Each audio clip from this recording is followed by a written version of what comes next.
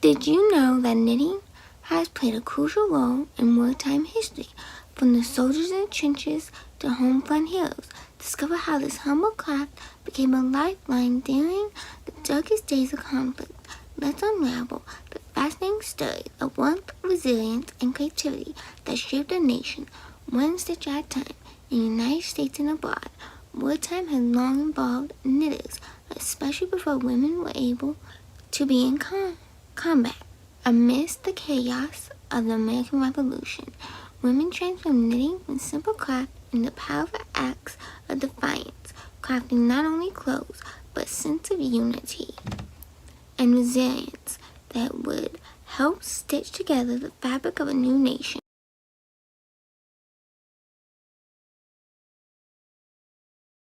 The American Revolutionary War.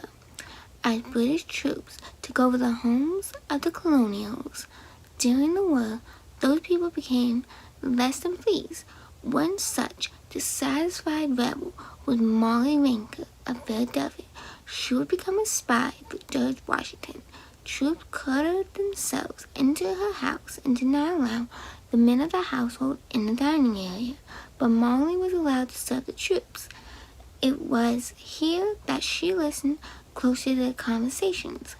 She would then write the information down on a small piece of paper, wrap it around a stone, then wrap yarn around the stone till she had a very normal-looking ball of yarn.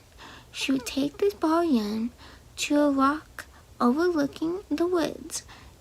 There she would sit and knit, dropping the ball of yarn off on the rock into the woods below without notice. One of George Washington's men would ride by and grab the yarn to learn British military secrets. The transition from the American Revolution to the Civil War saw knitting evolve from a practical necessity into a poignant symbol of both unity and division. During the Revolutionary War, women knitted to support the war efforts, creating socks, blankets, and mud for soldiers, demonstrating their commitment to independence. As the nation grew, the significance of knitting. So did the significance of knitting. The craft became a way for the northern women to express their abolishment sentiments, using yarn and needles to create blankets and garments for escaped slaves and soldiers in the Unity Army. Patterns often featured patriotic symbols, fostering a sense of solidarity. Meanwhile, Southern women also utilized knitting to support the troops, crafting items that symbolized their way of life and economic interests tied to slavery. This duality of knitting as a means to support and a symbol of the regional identity reflected the growing tension leading up to the Civil War, highlighting how a simple craft became intertwined with the complex fabric of American society. So in South Carolina, there was a resident named Mary Chestnut who wrote in her diary late in summer 1861, "I do not know when I have seen a woman while knitting in her hands, in the North as well as in the South." Knitting needles clicked incessantly during the Civil War years, 1861 to 1865. Even though machine-knitted stockings were widely available, they were considered inferior to hand-knit stockings and wore out quickly from the hardships of long travel and insufficient washing. They called for everyone countrywide to hand-knit stockings. There were stories of soldiers going barefoot or suffering from blisters, swollen, and infected feet from wearing the boots while stockings made. Without stockings, young and old women worked to take up the knitting needle. Knitters often enclosed notes offering Christian instruction, encouragement, or even jokes among the stockings. Sent to the military camps and hospitals, teenage girls find the idea of corresponding with a soldier romantic. They would write notes, such as the one published in Mary A. Limmer, My Story of a War. My brave friend, I learned to knit on purpose, to knit socks for the soldiers. This is my first pair. My name is, and I live in. Write to me and tell me how you like the foot gear and what I can do for you. Keep up the courage, and you will come home to us. Won't that be a grand time through? And won't we turn out to meet you with flowers and music, cheers and embrace? There's a good time coming, boys, beyond the practical accomplishments, seemingly endless quantities of stocking knitting answered the emotional needs of women and girls who were desperate to participate in the struggle for the country. The Civil War drew to a close. Knitting emerged not only as a pastime, but as a vital act of support for the soldiers on the front line. This trend would only deepen in significance in the years to come. Fast forward to World War I, where practice evolved once more. With millions of men drafted into the war, the call to knit became a rally cry for women across the nation. Scarves, socks, and blankets were no longer just handmade gifts. They were essential supplies meant to keep soldiers warm and connect to home. American Civil War and both World Wars, women were encouraged to knit, making the craft a common and unassuming sight. Gail Daubeny Brander and Peter Stevenson, in their book Writing Secret Codes and Sending Hidden Messages, note that Morse code was perfectly well suited to be encoded in yarn, with different types of knots representing the dots and dashes. World War I. In World War I, people were asked to knit things for the soldiers. The American government wanted sweaters and socks, for example. In the summer of 1917, the American Red Cross put out a call for knitted goods to help the war effort. During the course of the war, more than 6,000 Seattle area knitters, as well as knitters from other parts of the state and country, produced hundreds of thousands of knitted items for the war effort. They especially wanted socks so soldiers could keep their feet as dry as possible in the trenches most of World War I.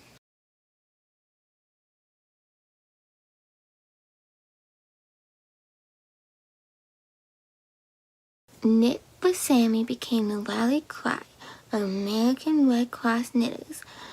American soldiers were called Sammies, short for Uncle Sam or doughboys.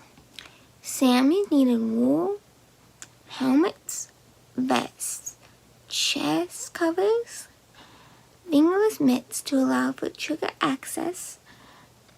Knitters also produced so-called stump socks cover amputated limbs. Quality of finished product varied widely according to the knitter's skill level. Most women and some men already knew how to knit when the war began. Those who didn't learned quickly.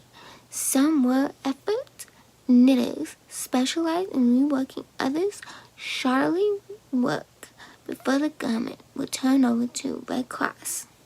Military commanders were required by the War Council to account for the donated Red Cross garment, as through they were government property regularly supplied.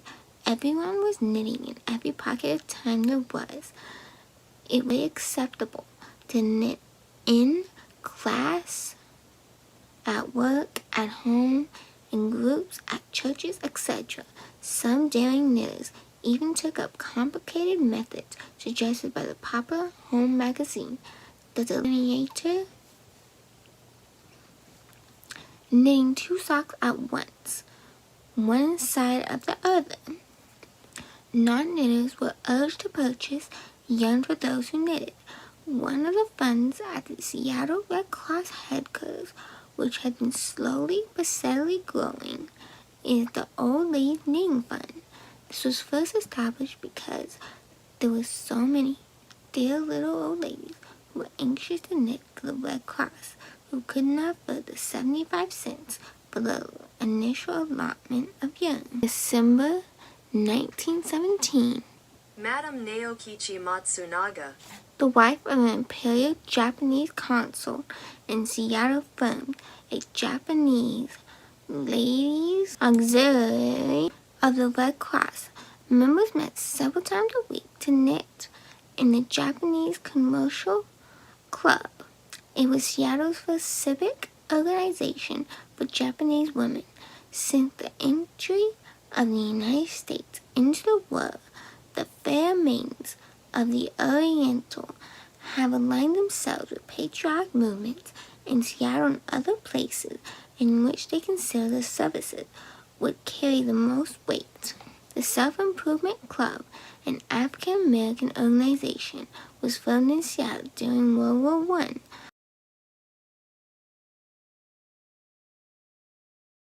For the express purpose of knitting for African American soldiers. They also wrote the soldiers encouraging letters and prepared comfort packages for them. African American troops weren't treated as well, so without the group making stuff for them, they wouldn't have gotten as many supplies as the white troops did. The Junior Red Cross, launched in September 1917, was open to all American school-age children and was organized through the schools themselves.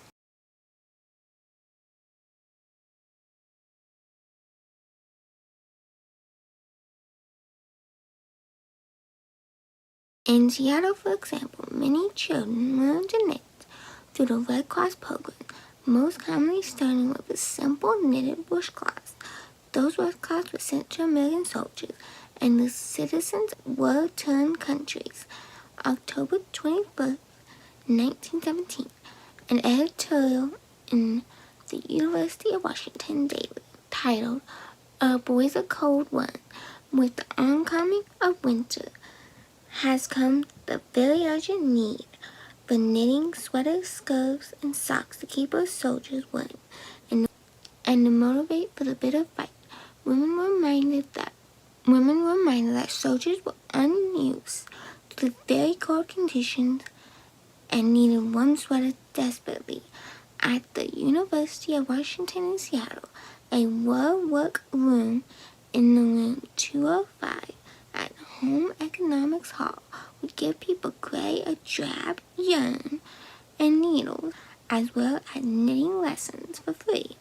The Campfire League also funded 10 units on the University of Washington campus. Students active in those units helped younger girls in elementary and high school knit and do other war-related work. Another piece that was made to help encourage people to knit. This is front piece of sheet music for a song published in 1917 and written by one Henry Von Tilsner. One might think the song is to encourage knitting for the war effort, but it's not quite that. The lyrics which are below are about a woman who can't stop knitting for her soldiers and to her husband's dismay. Pretty little kitten got the patriotic ways, knitting scarves for the soldiers every day and night. Silly little Billy right now, spending all his days watching Kitty knit with all her might. Watching Kitty knit with all her might. She even knit when he's out. Even knit when out in his canoe.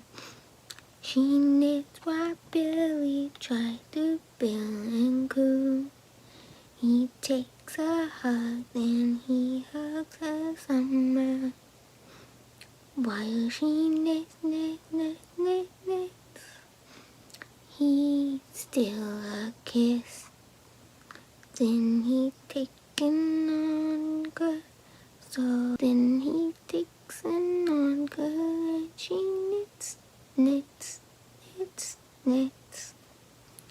Under a tree, he would rest with a smile.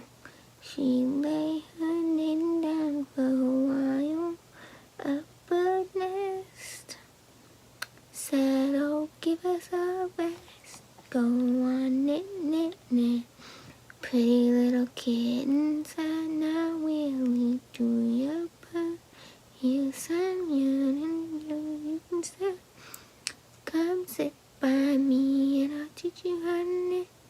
That way you can win my heart." He knit a while and he went to room. He looked at her and drop a stitch or two. He take a hug, then he hugged her so much she would knit, knit, knit, knit. He steal her kiss and he take another good. He laughed. She said, "Knit, knit, knit, knit." One day a tug passed. One day a tug passed them by a squall. Looked through glasses, was a captain and all. They both heard a yelp. "What do you need any help? Do you need any help?" And she said, "Knit, knit, knit." In May 1918, the Seattle School Bulletin printed this patriotic knitting song. Johnny, get your yarn, get your yarn, get your yarn. Knitting has a charm, has a charm, has a charm. See ya knitting 2 by 2. Boys in Seattle like it too. Hurry up, take, don't delay. Make it pay. A ladies must be won, not belong. A ladies must be won, not made the stern. Hear them call from EOC. Make a sweater, please, for me. Over here, everywhere. We are knitting for the boys over there. It's a sock, a sweater, or even better. Do your bit and knit a square. Besides knitting, the children encouraged to enable others, especially skilled knitters, to knit for the world effort.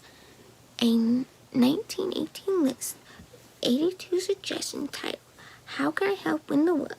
places as number 1, do your mother's work so she can knit, along with suggestions to eat sorghum instead of sugar, singing patriotic songs, and planting trees for gun stock. The list advises number 20, be careful of my clothes so my mother will not have to patch and can knit. Number 35 suggests holding yarn for mother while she winds it into a ball. And number 76, help grandma so she can find time to teach mama to knit. Personal knitting was highly frowned upon. When the news came that American soldiers had died from the exposure and walking in icy decks on their watch, every stitch on a pink sweater would seem selfish. Some knitters failed to act upon the initial good intention.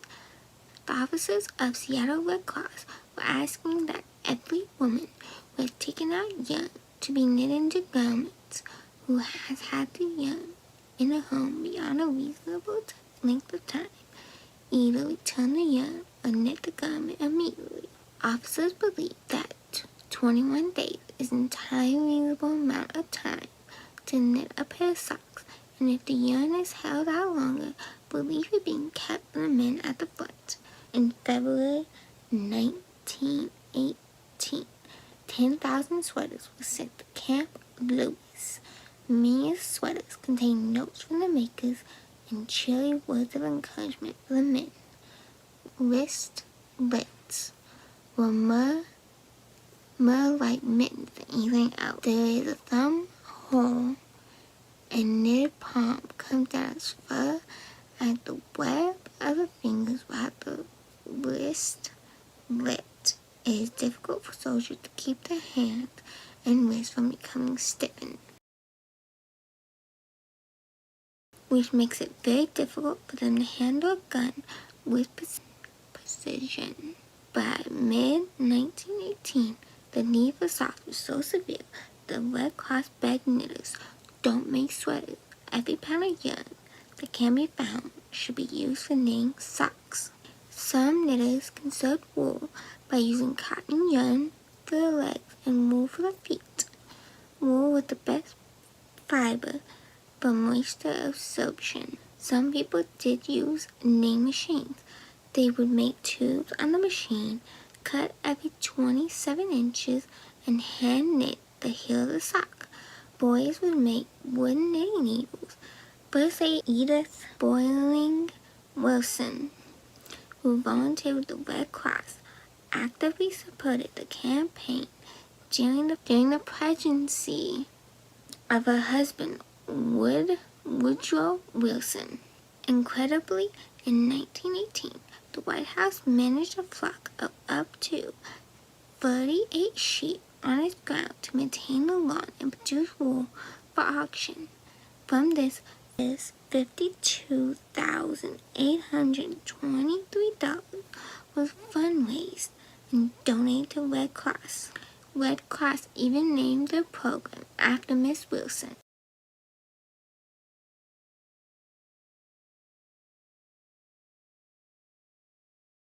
Men who couldn't go to work would also knit.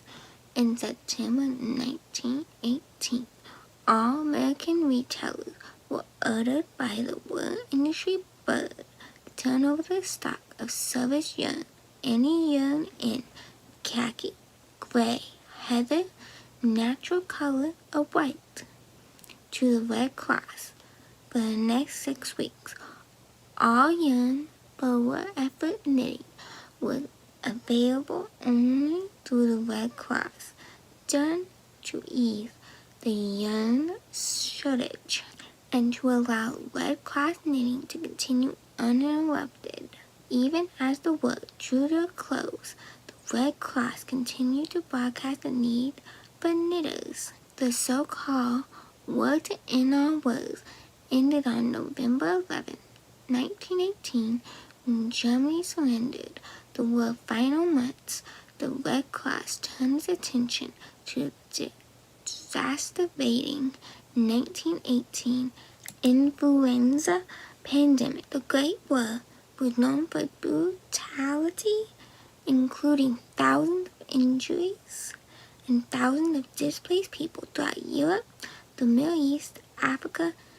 Even before the U.S. involvement, relief organizations such as National Special Aid Society for American Preparedness, Inc., the SASAP, known as Allied Special Aid, the American Committee for Disaster-Related Grants, the Commission for Relief Belgium, chaired by future U.S. President Herbert Hoover, Americans for Iranian and Syrian Relief, Quaker-led Friends War Victim Relief Committee were formed.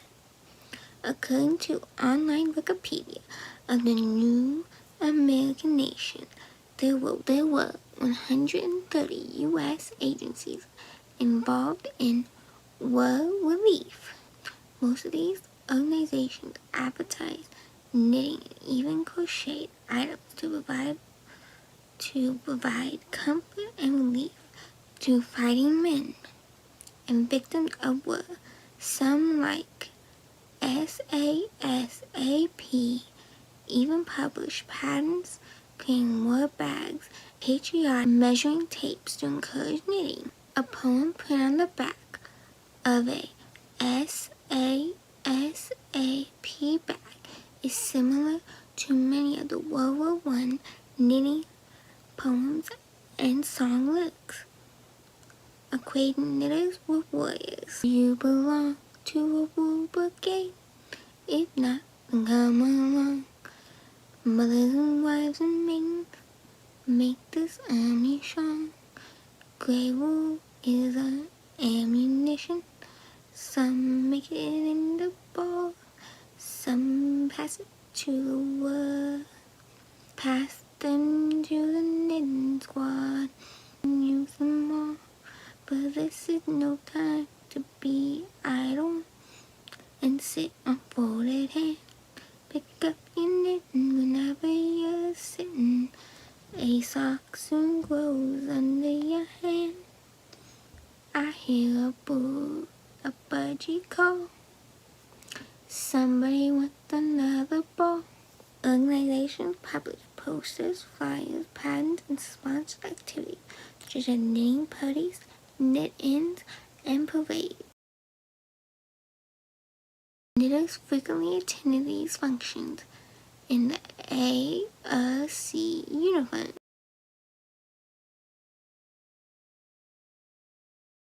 Journalists participated by printing A.C. patterns and publications, by sponsoring knitting, poetry contests, and publishing press releases. News people particularly relish stories of unusual knitters, celebrities, men, the elderly, youngsters, and prolific knitters. They even sponsor the advertised contests for the most prolific knitters, those who produce record numbers of knitted comforts. Journalists told people about the need for the production of wool, a critical raw material, even publishing pictures of small flocks of sheep that were kept on the White House lawn.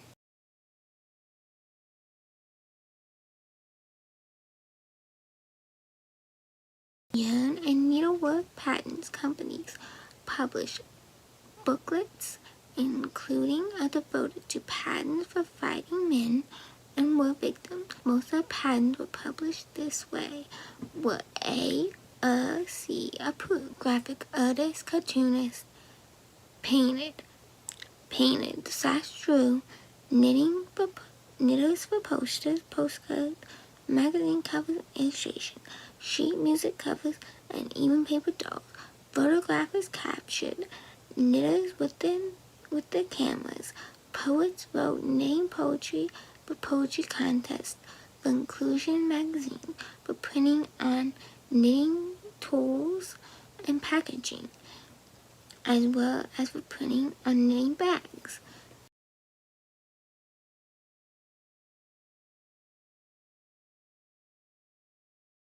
Lyricists wrote lyrics for numerous knitting songs, and musicians sung the music for the same songs.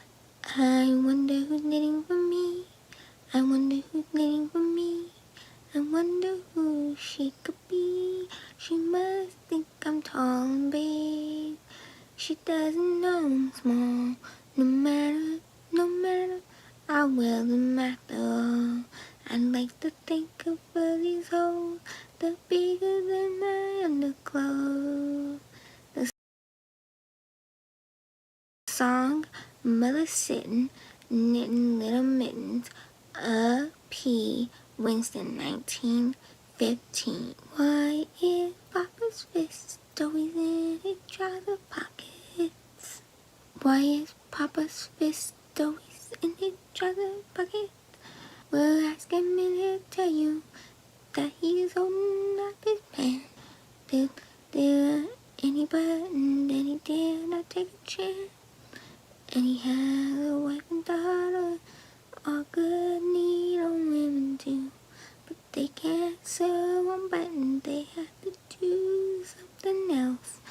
Retail and relief organizations create patriotic tools, often with sales proceeds going to charity, allowing people to further demonstrate patrioticness. These tools include patriotic knitting bags with relief organization emblems, military unit emblems, service stars assembly in red, white, and blue colors, knitting needles, measuring tape, gauges with relief organization emblems, knitting knobs, which are basically point protectors, fashioned to look like Uncle Sam, A.C. nurses. A.C. even published a booklet, 100 Lies of the Hun, 11 which counted negative knitting rumors, including rumors that the ARC was selling donated items. The socks were being thrown away after only slightly worn, and that many of the knitted products were terribly done or unworn. After the war knitting efforts were recognized as meeting a critical need in 1930, then President Herbert Hoover dedicated the new second ARC headquarters building, the ARC North Building in Washington, D.C., to the women's contributions to winning the Great War, accumulating the contribute knitting items to each type. Participations in the knitting campaign have been quoted as feeling as if they did something to help the war effort, that they alleviated suffering, and that they were calmed by the act of knitting. There are many stories of thankful warriors and victims, sometimes writing thank you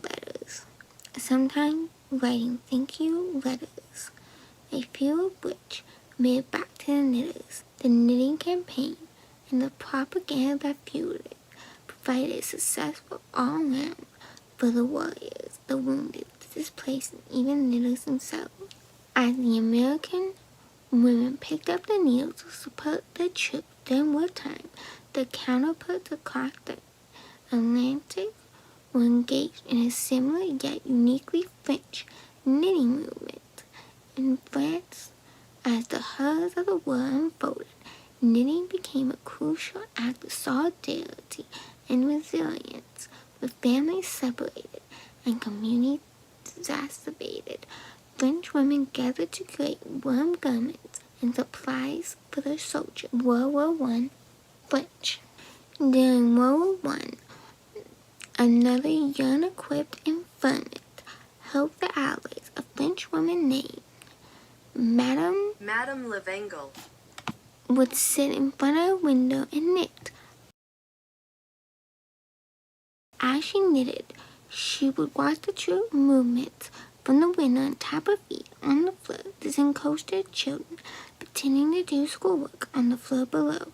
The children would write down the codes, and all went unnoticed by the nearby German marshals the whole entire time. In 1913, at the beginning of World War I, Eden Warton created a workroom in Paris where she had lived since 1907, providing employment for seamstresses and lingerie makers, secretaries, other women displaced by the war. Ashley Warton raised funds to purchase supplies and pay workers. The clothes produced by the workroom were donated to hospitals and other charities. When the hope for a quick end to the war evaporated,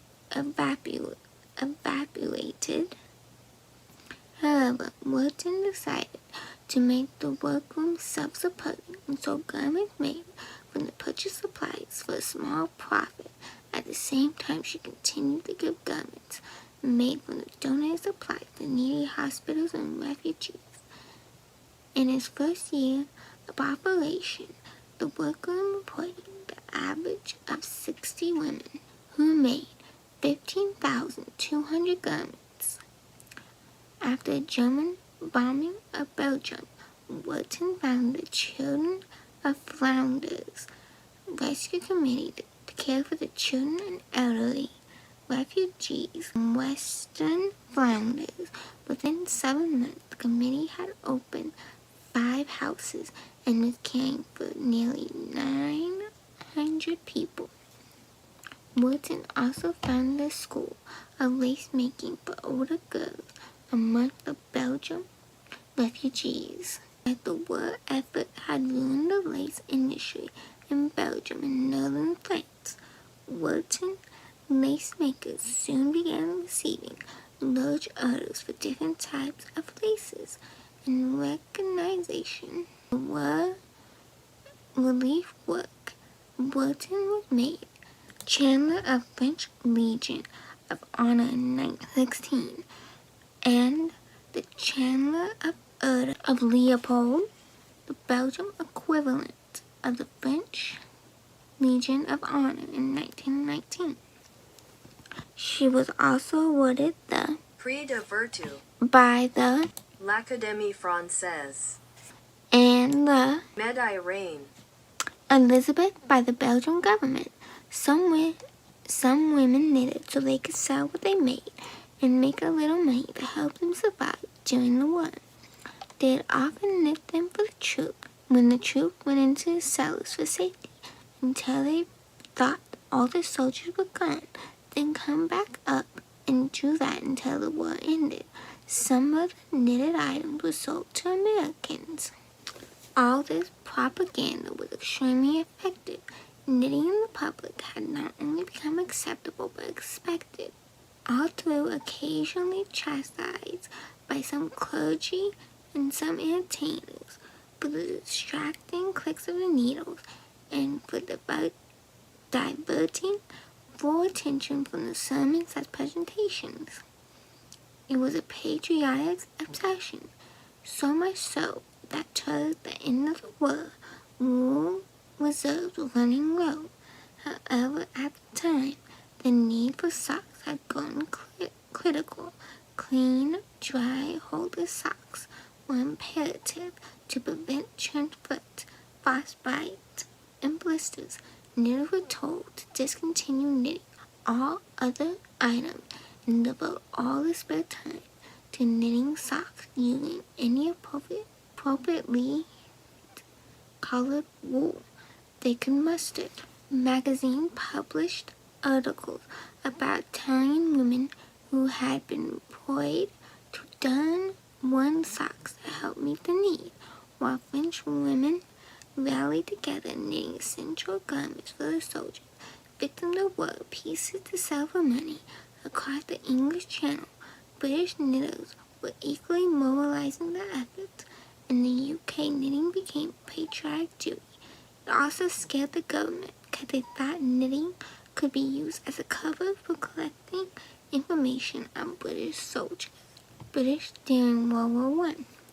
During World War I, the UK even banned knitting patterns, fearing that they might contain hidden messages. Guys posing as ordinary citizens would use knitting as a cover for the surveillance activity. There were even catchy British tunes. More power to your knitting now. Wiley McCrone, 1918. With a little ball of yarn tucked up under. It's her knitting that she's getting at each day. She believes a stitch at a time would save 9.99, and that's why she's sitting it the hours away. The marital songs, often written to tempo of military march, directly stated that women at home were soldiers too, and that they were sentimental pieces about mothers knitting for the sons away at war. There were also songs about modern young women who went from rejecting anything that seemed too Victorian to embracing knitting.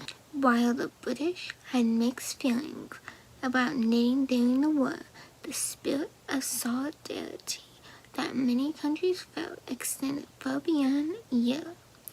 New Zealand during World War I. New Zealand community joined in this heartfelt effort, inspired by the same sense of duty and connection. As New Zealand soldiers prepared to leave for the front lines, women across the country picked up their needles to craft warm clothes and essentials, creating not just items of necessity, but also tokens of love from home. New Zealand newspaper published a patent for hairless Japanese soldier socks in 1915. It came especially recommended by late Lord Roberts for the soldiers at the front. It is easily made, fits spirally around the leg and forms splendid heel.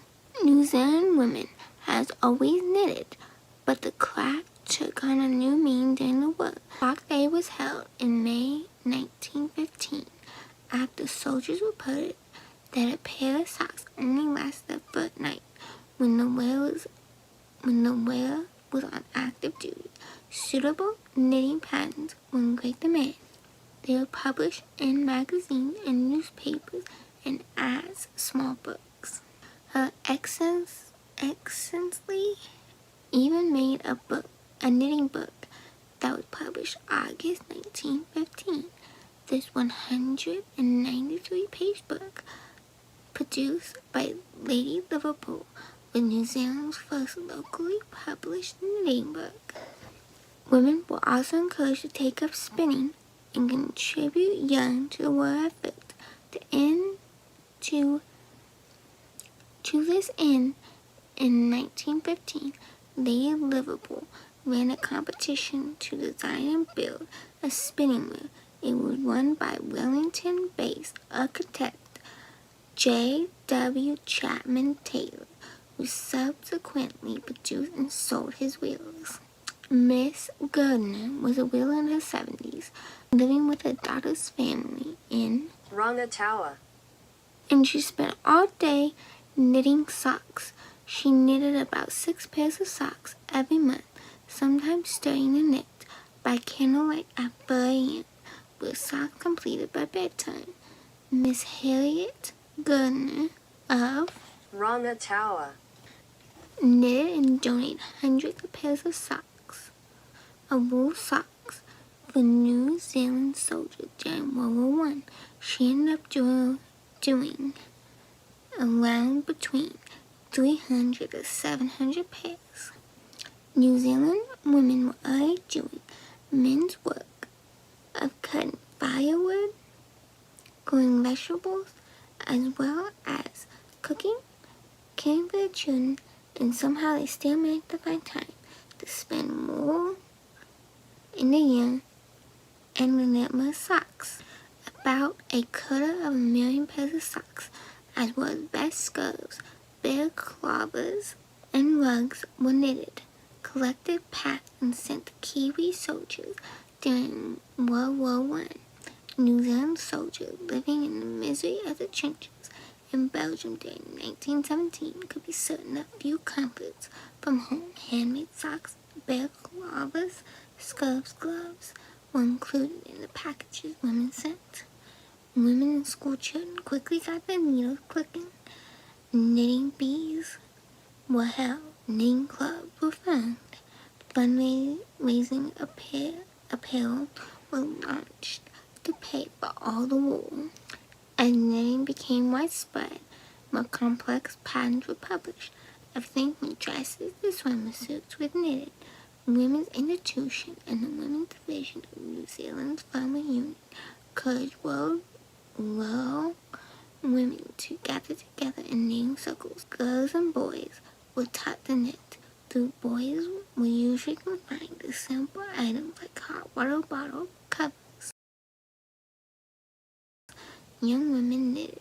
Further boyfriend competitions for knitting garments were held at rural shows and church fairs. Spinning, Spinning, Spinning by Jeanette Immerse in 1918, dedicated to the patriotic school girls with the object of encouraging a spirit of practical patriotism in young people. We cannot all shoulder a rifle, but there is a spinning wheel, and the work must be done. The world must be won for a home and a country. We cannot enter the trenches, not fighting on the battlefield, but we can spin yarn. We move on the farm, the distaff, and the spinning wheel. Well, we are spinning, spinning, spinning. and so busily will spin, while the world's greatest world will win. Till the world's greatest world will win. Knitting, knitting, knitting, knitting, knitting, knitting, knitting. September 1915. Peeling through the dirt, longing for a fight. Trumping, stomping on the broken ground. With the tang of battle all around. While at home a busy needles fly. Knitting with a smile, knitting with a sigh. For sun and brothers follow. For sun, brothers follow. Lovers too.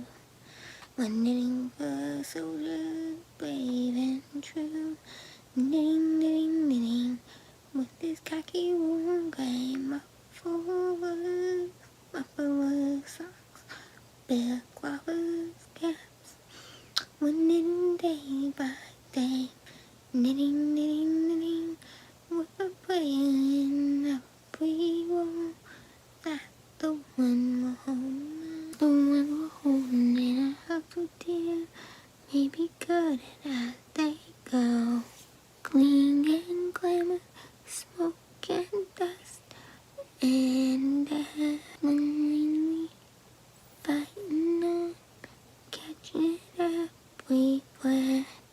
Come by dropping down, come by dropping down on every side, holding back hostile tide. But at home, a lovely hand. Standing with the hoe, knitting with the wheel, knitting for the Empire King. And soldiers too, were knitting for loved ones brave and true.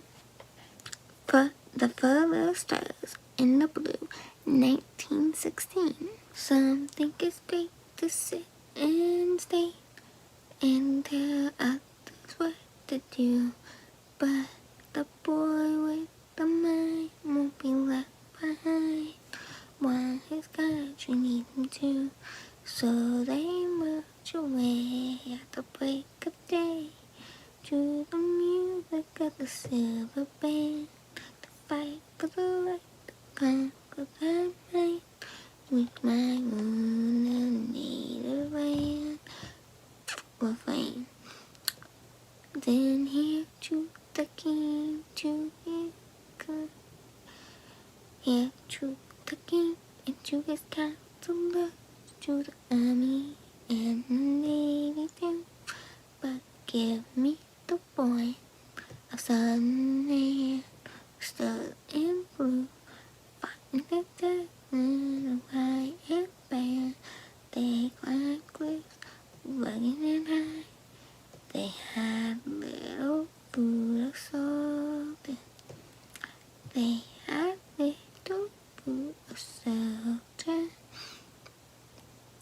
And many brave hearts had to die, but they left behind a noble name, and their family proud to recall the deeds of battle, the deeds of fame, true stories of heroes of old. While New Zealanders knitted with love and hope for their soldiers, the war impact was felt across the globe, including Germany. As the conflict intensified, German women also embraced knitting as a means to support the troops. In a nation facing challenges on multiple fronts, knitting became a practical expression of resilience and solidarity. With limited resources and desperate need for warmth and comfort, communities came together, creating essential garments that reflected both the patriotism and their compassion. Germany in World War I. German and Australian women also knitted for the soldiers. Given the course of history, we cannot say that their work served the cause of victory. Perhaps for this reason, their woolly contribute contributed. The wool contributes to the word were less well known. August 8, 1913, less than a week after German soldiers marched into Belgium, Germany, women were mobilizing too. The Rheinisch Nekriken. reported that females of the Rheinisch Nekriken. Abach. took up knitting lots of stockings as they did in the past for soldiers.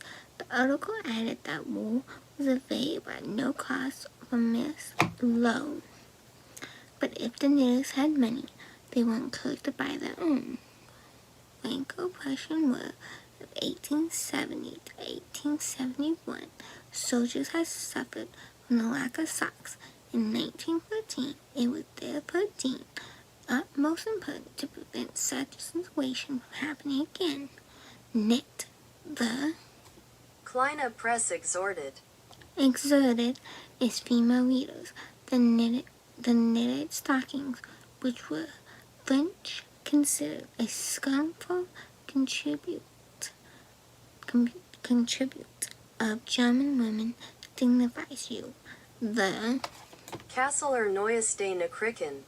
printed a letter from a group of local soldiers who sent the best regards from France and lamented how much they missed the local bill before getting to the real point. What we, that is, our comrades, like is warm underclothing, stockings, wrist warmers, and all things that are absolutely necessary in the cold, rainy weather. Implicit appeals did not work. The Zeitung für das Stillthal. was much more blunt. No one ought to show themselves in public without knitting. She who hands you nothing in her lap leaves precious time unused should be ashamed of herself. Perhaps women took such comments to hurt. In any case, they suddenly took up their knitting to public spaces. In November 1914, knitting was banned on streetcars in Blockenheimer. The reason given is that fiddling about with needles can easily injure other passengers.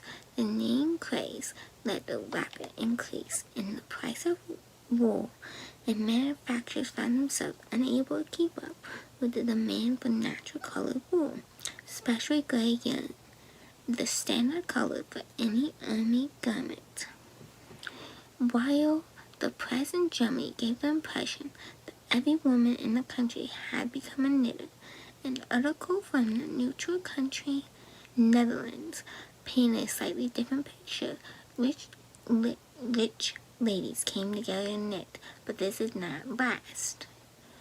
They quickly convinced that in doing so, they were impoverishing the poor sisters. They soon figured the only effective solution was to provide for the troops while at the same time helping the poor by providing work. Rich ladies bought the wool and let poor women and unemployed girls do the work at home. Employment agencies were set up so that the women whose husbands were soldiers fighting could earn a small income. Those agencies filled orders for the army, supplying them with socks and other knitted garments. The named battalion in Castle met 3 times a week from 3:30 to 6 in the afternoon. As the battalion had incurred casualties, the new recruits would happily receive. No female with free time should hold back. Schoolgirls were quickly corralled into the war effort. During the First World War, we were allowed to knit socks for the soldiers. During class time, we called Martha, Marian, Girth, Claire Preisner, Claire Preisner remembered that during the last lesson of the school day, we had to knit. While we knit, we had to sing patriotic songs. Students at a school in Freiburg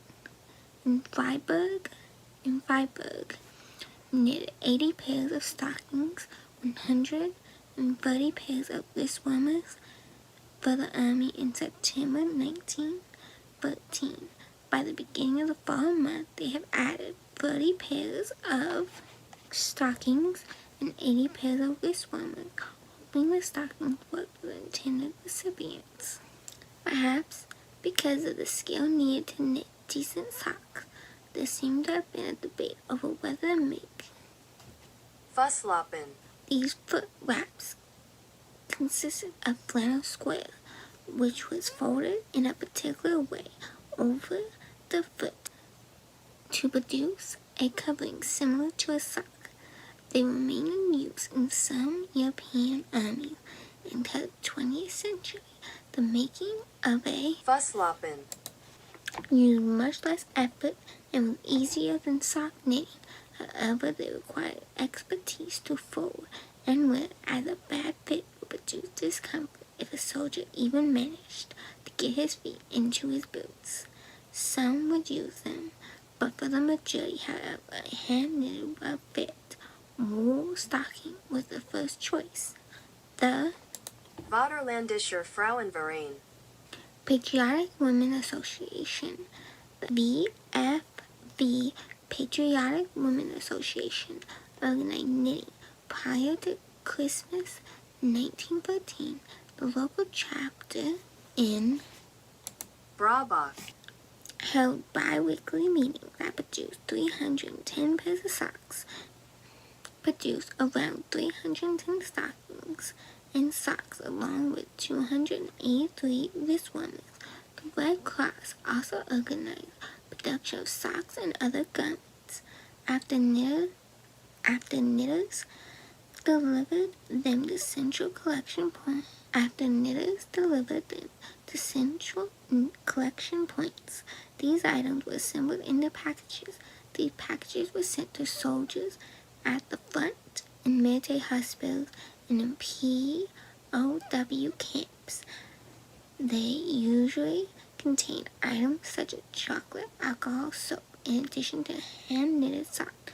Both German and Allied countries agreed that a pair of socks lasted approximately 13 days. We were told that the average life of a pair of socks for a soldier is a fortnight. The Telegraph of Bristol, Australia, told his soldiers similarly. The German soldier Paul Vienmeyer wrote to his mother in January 1915, "If I receive a new pair of stockings every 2 to 3 weeks, that is quite enough. You don't need to knit them so long. Socks are sufficient." The distinction between stockings, which into the mid/upper calf, and sock, which reached between 5 and 12 centimeters over the ankle, was made as early as October 1914. Thus to save time, money, and yarn. The solution was to knit stockings in 2 parts: the top leg warmer and the bottom footling of sock. 1 pair of the leg warmer, which was sufficient for 3 pairs of footlings, then worn. They overlapped at the ankles. Soldiers particularly appreciate this extra warmth. According to these instructions, a leg warmer should measure 30 centimeters and be fitted with a strap so it can be attached under the foot. The color of the yarn would be a matter of life and limb. In October 1913, Wiesbadener Neueste Nekriken. reported on the importance of using gray yarn, particularly for gloves and wrist warmers. Black would be seen too well from a distance, thereby providing a target for the enemy, causing soldiers to be shot in the head. Some colors, like red, for example, are known for getting dyes on soldiers' skin. The VFB 10 Commandments of Knitting recommended that for all knitted items to be worn directly against the skin, only use natural colored yarn. In Austria-Hungary, fears about poisonous dyes reached a head in the fall of 1913. The rumor that the wearer of a dyed stocking would more easily develop sepsis if he is wounded on the foot gained such traction that newspapers felt compelled to address it. While the article did not concede that foot wounds were linked to a high rate of sepsis, this is nothing to do with stockings themselves. Synthetic dyes were found in everything from clothes to carpet upholstery. Rather, it was because no opportunity in the field to keep their feet clean. The germs presented in the dirt are naturally the ones that so easily lead to sepsis. In the event of a foot wound, similar fears about poisonous dyes seem to have been present in Germany as well. The Schwanheimer Zeitung noted almost in passing that the concern about the use of black wool are unfounded, that the concerns about the use of black yarn are unfounded. Immediately following the outbreak of war, German newspapers published patterns for stockings. These instructions from August 1914 are typical. For a men's sock, cast on 80 stitches, knit 2, purl 2, 90 rounds to the heel. The latter amounts to 30 stitches, approximately 38 rows of 13 edge stitches. After turning the heel and picking up the stitches, the gusset is decreased by 8 to 10 times, so the total number of stitches is 72 to 80. After approximately 60 rounds, the toe decreases begin. Exactly how to turn the heel and decrease the toe is not specified. The pattern concludes somewhat acerbically. If ladies follow the instructions, they produce a sock that fits a normal foot. While these instructions may have been unusable by beginners, they are nevertheless slightly better than the ones provided by the Lauterbacher Anzeiger. Cast on 72 stitches, leg 30 centimeters and knit 2, purl 2, foot with heel 28 to 30 centimeters, including the decreases for the toe. By 1915, organizations like the BFB had begun to print their own pattern booklets. These patterns contained more detailed instructions than those in the newspapers and also featured photographs of finished projects. The VFB stocking pattern is a great improvement over the ones that printed in newspapers in that it contained actual instructions for turning the heel and decreasing for the toe. Therefore, a pity to discover that the direction for the heel was so incomprehensible that they did not produce a functional sock.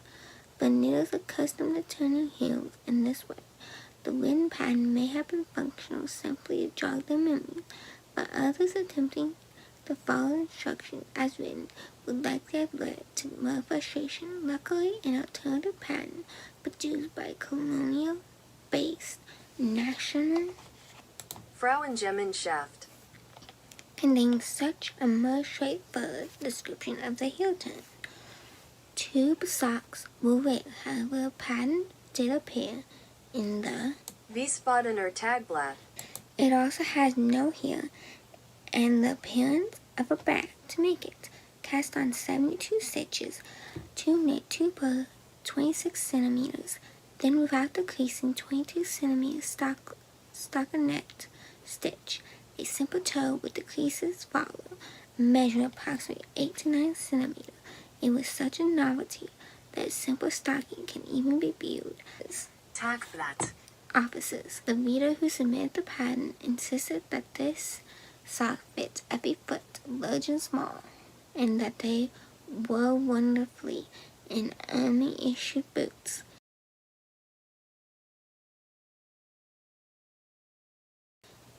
It is hard to know whether or not to believe this claim.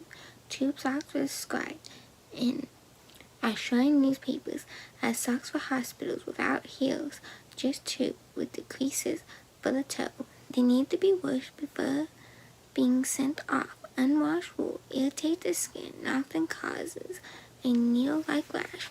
One of the Wiesbadener Zeitung added the following washing instruction clearly aimed at preventing felting. Then the socks were ready for distribution. Like in many countries, the knitters added letters to the knitted goods. Women from the telephone and telegraph office in Königsberg.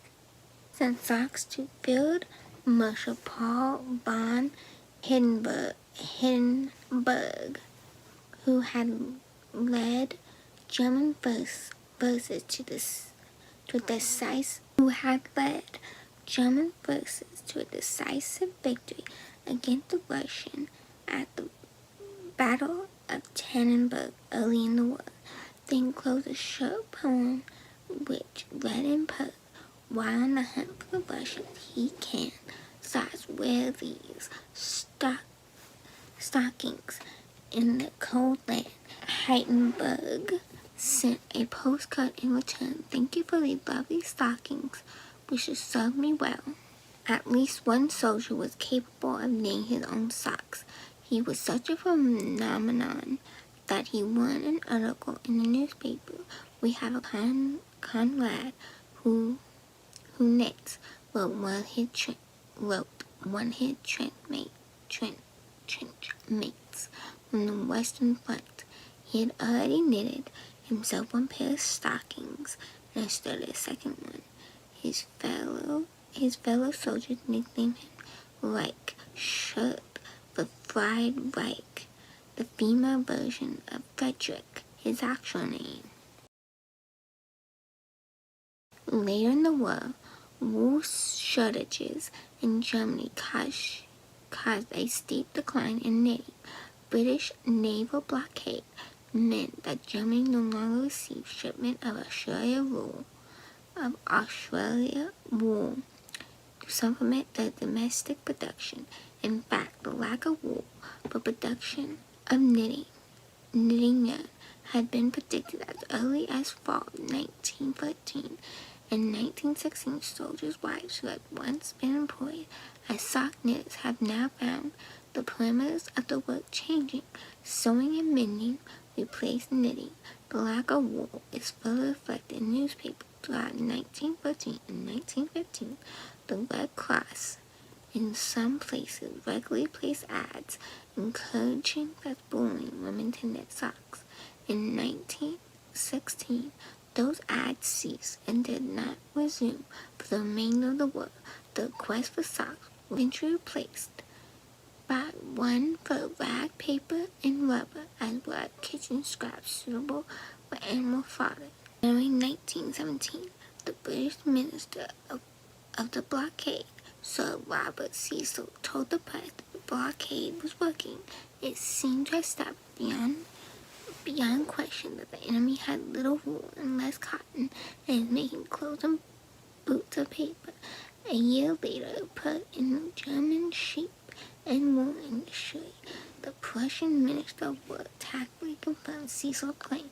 It is a well-known fact that the domestic sources of production alone could not possibly supply the army and civilian population with the wool they required.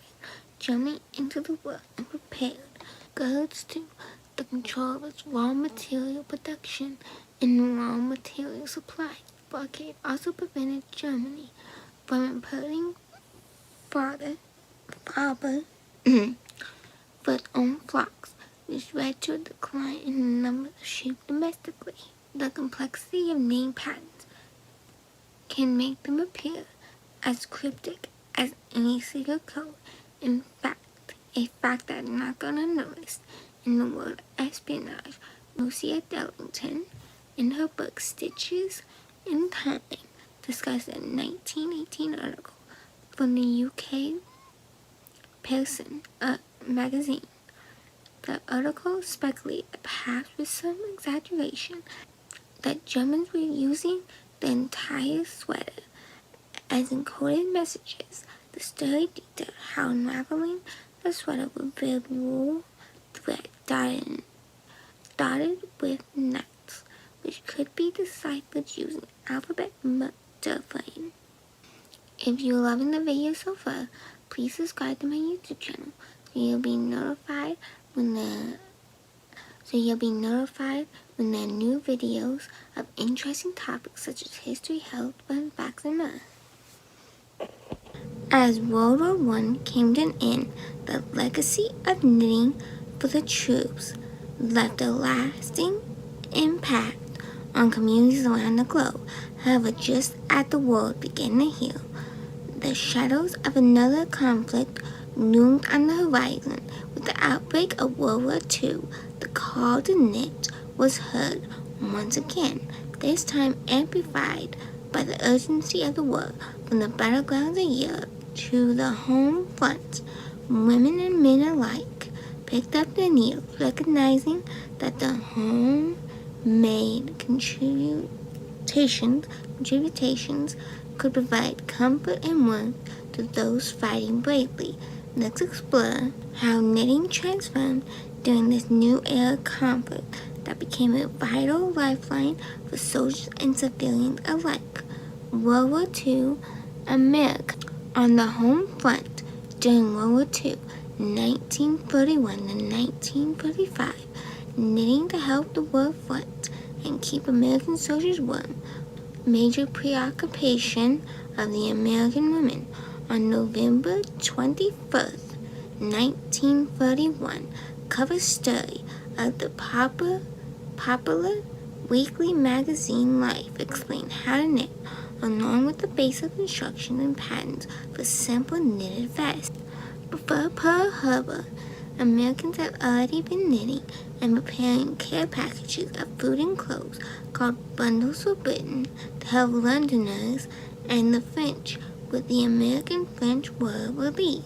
Many other countries followed, with Finnish Relief, Polish Women Relief Committee, and a bit for Belgium. Many of the earliest knitters for World War II had knitted for victory as children or young adults during World War I. Knitting was for them natural and immediate response to war. Factory work, childcare, nursing the sick, all had stretches of downtime on buses going to work. The assembly lines, Boeing Co. are at the Pacific Car Factory in the midday hours between all night shifts, nursing shifts. In the evening, listening to world news on the radio. Idle hands returned to service as Americans once again knitted for victory. First Lady Eleanor Roosevelt was often photographed knitting for the war effort, or at least carrying her voluminous knitting bag. She effectively launched the World War II knitting effort at the Knit for Defense Tea held in New York City on November 31st, 1941. World War II war effort knitting took place almost entirely under guidance of the American Red Cross.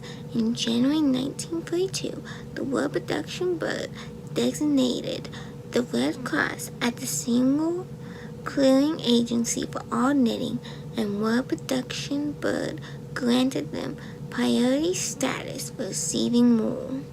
Knitting was one of the services of the Production Corps, the largest of the volunteer special services.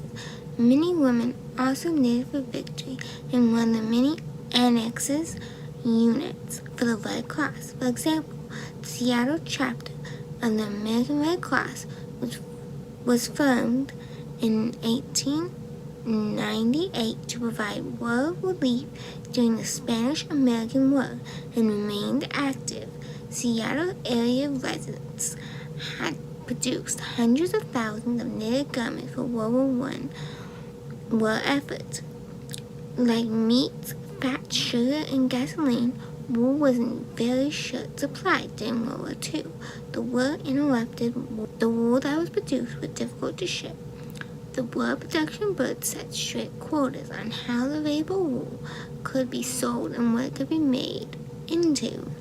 The Seattle Red Cross responded to the wool shortage with Red Cross leaders are being trained at Lowell School in the old-fashioned art of cutting and spinning yarn from wool, enabling workers to produce pieces for the fighting forces at savings of around more than $3 a pound, the original cost of wool. Red Cross supplied patterns for sweaters, socks, mufflers, fingerless mitts, which allowed soldiers to keep their hands warm while shooting, toe covers for use with a cast, stump covers, and other garments. Those were to be knitted in an olive drab or navy blue wool yarn. Many knitters choose to knit the same item in the same size again and again so they could quickly memorize the pattern and produce pieces more quickly. Knitters also produced 15 to 20 foot stretch band-aids. The band-aids were knit 100% cotton yarn and garter stitch. The finished band-aids were sterilized and shipped to medical units worldwide.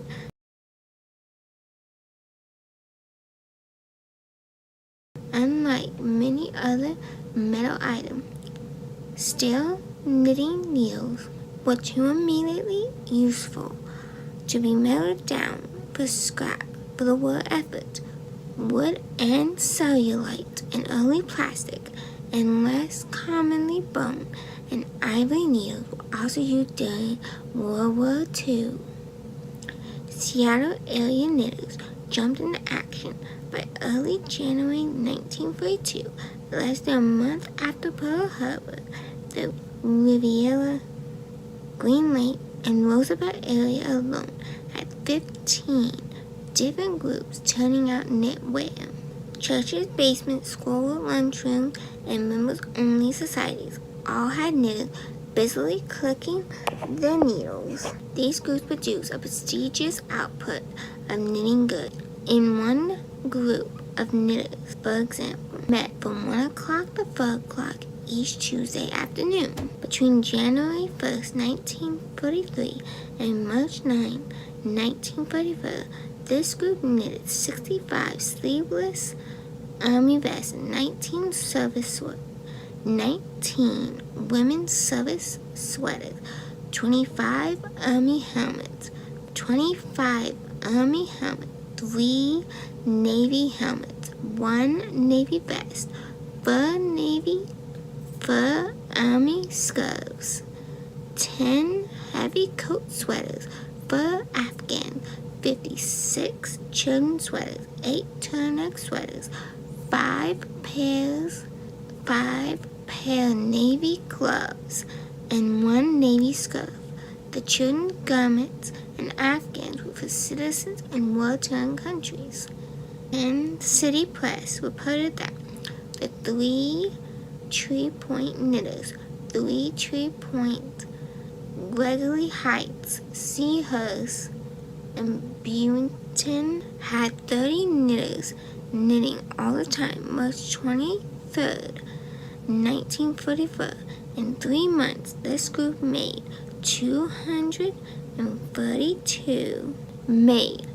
434 knitted garments, representing 4,290 work hours. Anyone who took home Red Cross yarn, then procrastinated, would quickly buy into line. Local newspapers carried advertising with the legend, Red Cross supplied the war effort with knitting, but also with blood, sugar.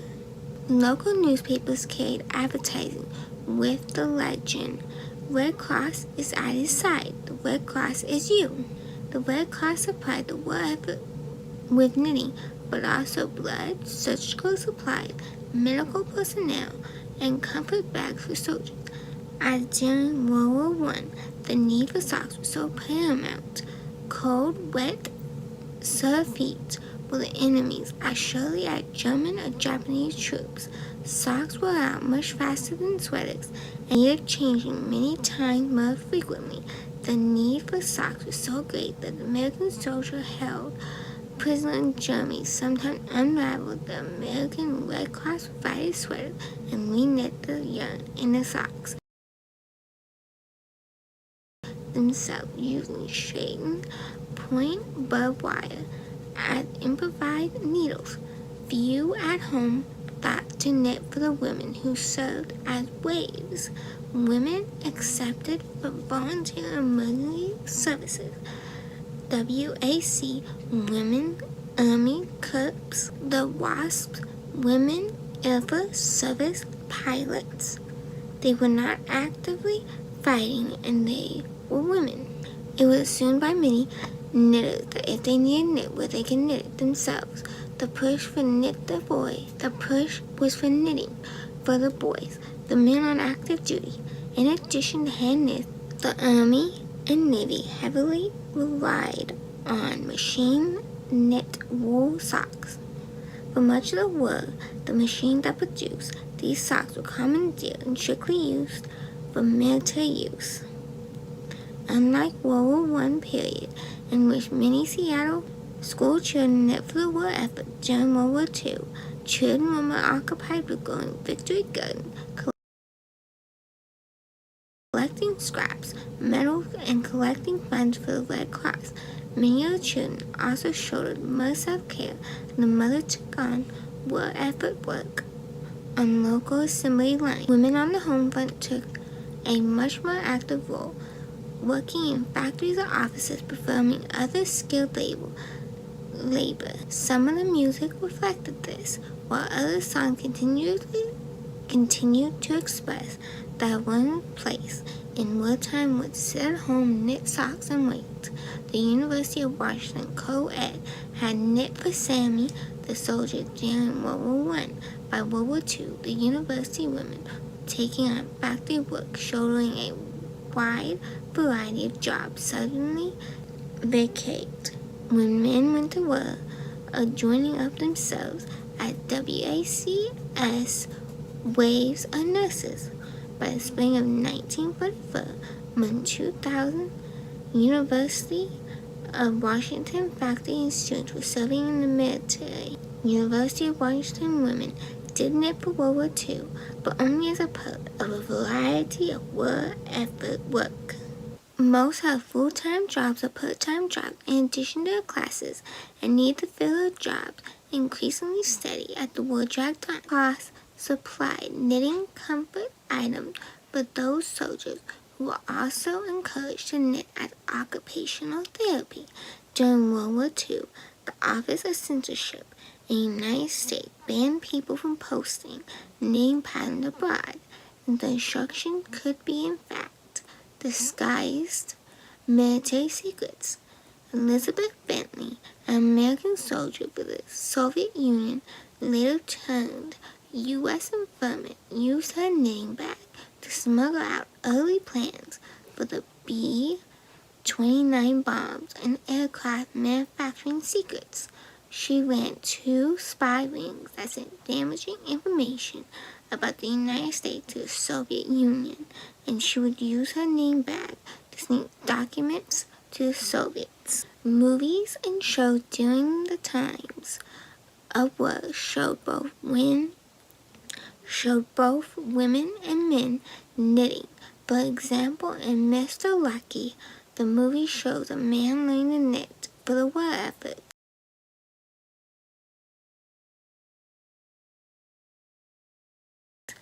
These new songs had a different structure. By 1930, the music industry had changed and their major revenue source, radios were more common and more people were listening to music instead of playing it. Although novelty songs were still popular, tune music was much more sophisticated, and was played by big band orchestras in supper clubs, dance halls, on screen, and films. Girls of the day had moved even further from the oppressive Victorian era. Lyrics in the song since Kitty, Kitten, Mitten, Jack, Me Skill, 1941. The song Young Heroine was doing a lot more than just knitting. Since Kitten's knitting mittens for the army, she cannot feel the others and the man. She got so many sweethearts in the army. She needs send kitten knitting mittens for the army. She cannot feel the others and the man. She got so many sweethearts in the army. She really needs a million pairs of hands for the captain, the colonel, and the general. She doing what she doing night and day. Leah, 1938, was written by a knitter who included main name terms and stitching puns, including following these directions. Find earlier, have a ripping time. Pick up your needles. Shirley Burrell, 1941, composed to promote the Bundles Were Written campaign. Anthropic promote Bundles for Britain campaign, a war effort organization by American socialite Natalie Latham. However, the most famous World War II knitting song was Knit One, Purl Two, 1932, written by famed American clarinet and bandleader Glenn Miller. Knit one, purl two, this sweater's my darling for you. While butcher, you're keeping through rain and snow. This sweater will keep you warm. Immediately after the war, the Brooklyn-based Feather Knit Sweater Company released sheet music to two different versions of Sweater in a Sweater, but Buddy Key, 1935. This was a full-length song as opposed to the brief jingles that many companies used to advertise their products.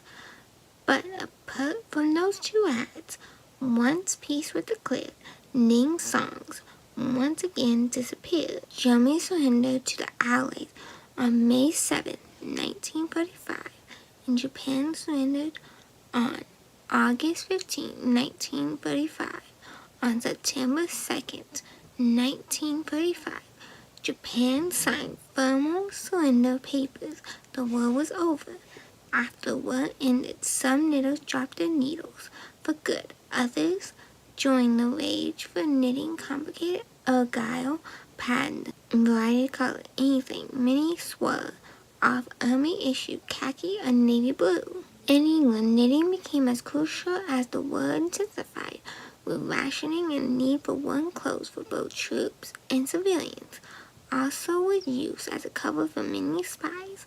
In the several decades since World War II, a few new knitting songs had been comprised, but they were merely just amusing tunes, not meant to encourage, comfort, or inspire.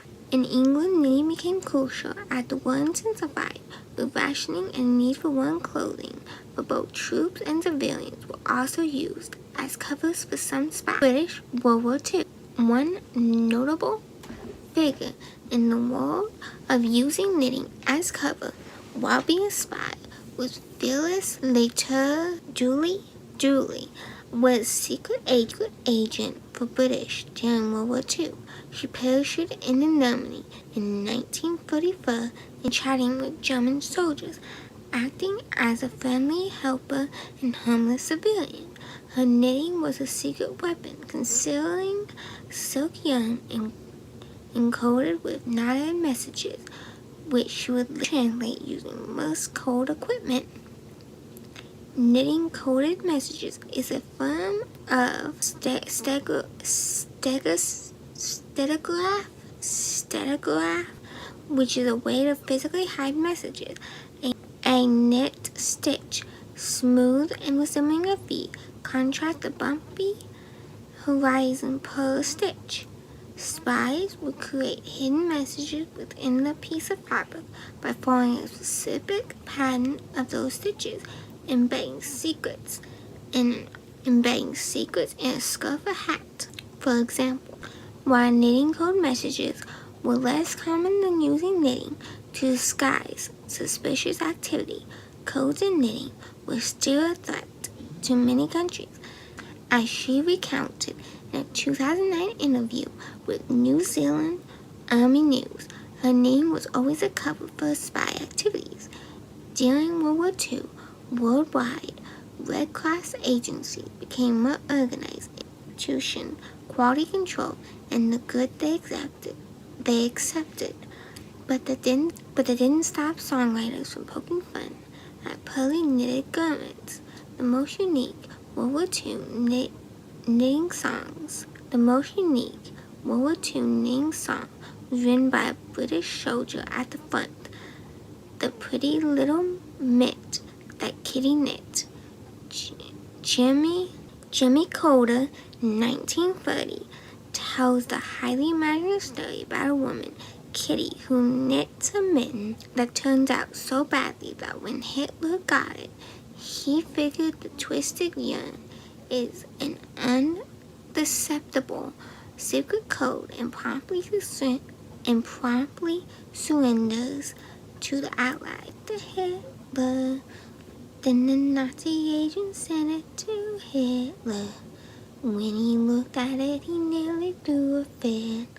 But though there was a trap, a secret code, a map in the pretty little mitt that Kitty knit.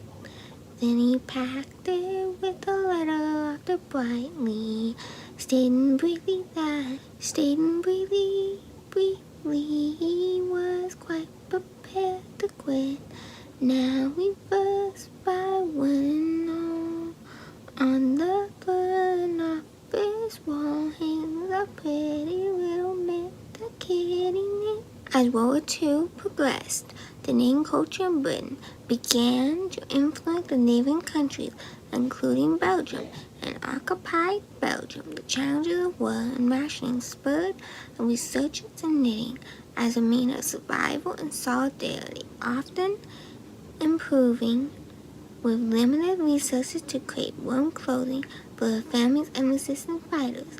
This reflected a shared resilience across nations, highlighting how knitting had become not only a practical response to wartime needs, but also a symbol of hope in defiance against the occupation. Belgium, World War II.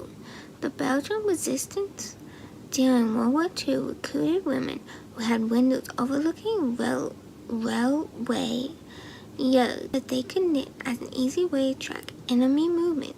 The women were to note the German train movements with the knitting, pull one for one type of chain, and drop one for another. The practice led to the Office of Censorship ban on posting knitting patterns during the war, as they might contain coded messages. The knitting practices of occupied Europe, including Belgium, found their way to New Zealand. In New Zealand, the war effort sparked a nationwide movement when women took up knitting needles to support troops and provide for their families at home. Inspired by international efforts, New Zealand knitters embraced communal initiatives, crafting garments and blankets for troops overseas and those affected by war. The spirit of resourcefulness and resilience seen in Europe resonated strongly in New Zealand, when knitting became not only a practical response, but also a means of fostering community ties and expressing solidarity during a challenging time. New Zealand, World War II, New Zealand. Home knitting was once again in demand during the Second World War. Yarn was distributed by volunteers by the National Patriotic Fund Bird, and knitting items destined for soldiers were sent to local Red Cross branches. By May 1945, 1,168,993 items had been knitted. Wool for personal use was in short supply, but it could be bought using clothing ration coupons. Fine wool used for baby clothes was ration reserved for pregnant women. Knitting skills were very valuable during the economic depression of the 1930s. Women sold knitting to support their families. Old garments were unraveled and the young used for new clothes. As they had been during the economic depression, spinning wheels were brought back into more widespread use. Spinning wheels rescued from sheds or attics and made anew with whatever materials were at hand. Yarn was knitted or wool. The short-lived New Zealand Guild of Weavers, Dyers and Spinners formed in 1935. In World War II, New Zealand women and school children knitted and donated more than 1 million wool garments, with the most expert knitters tasked with turning out 4,000 wool gloves for our airmen. Knitted in the tram car is maybe a World War II song. Knitted in the tram car, knitted in the street, knitted by the fireplace, knitted in the heat, knitted in New Zealand where the golden cowhide grows. Sent abroad to you, dear, to warm your hurt and toes.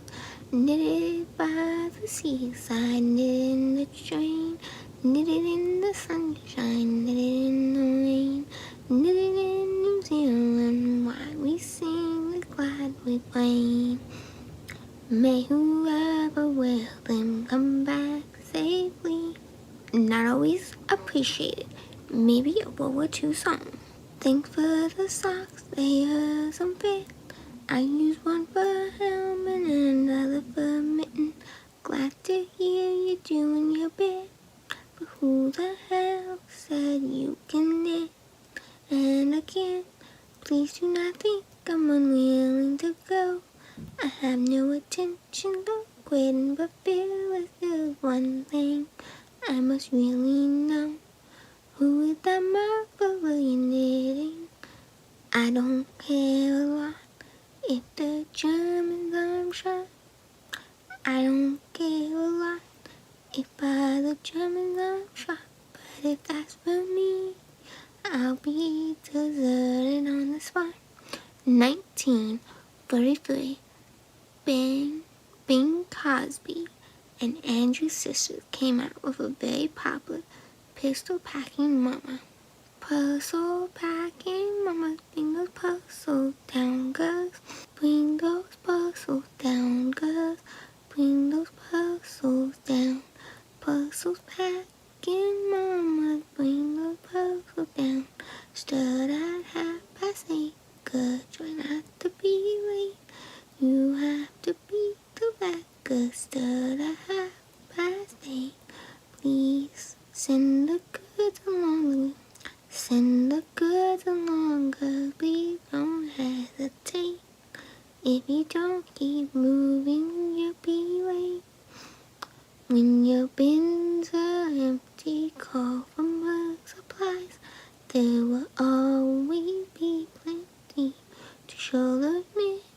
So show those men your eyes.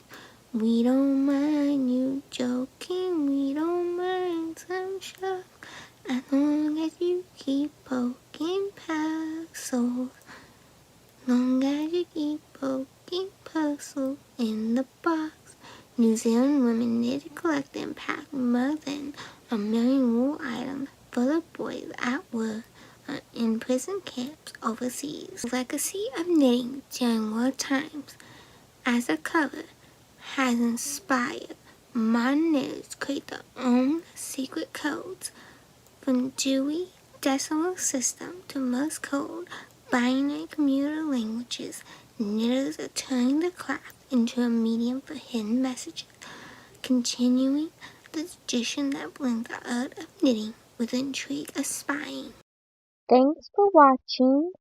Hope you liked it. Please like, comment, and subscribe to my YouTube channel.